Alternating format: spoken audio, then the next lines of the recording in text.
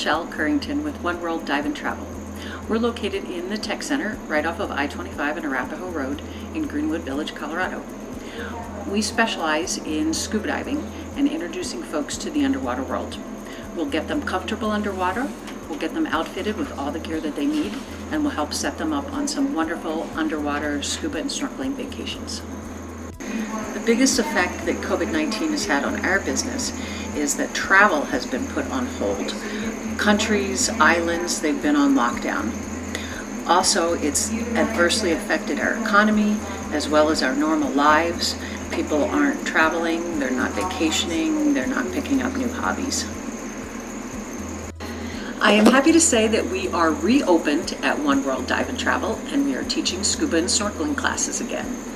We have incorporated online learning as well as training on our on-site pool. We are practicing social distancing in the classroom as well as on the pool deck.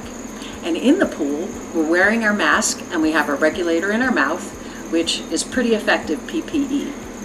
The other good news is we are starting to book folks' dreams vacations again. So take this time to learn a new skill, get scuba certified, and then you'll be ready to go diving on your next vacation.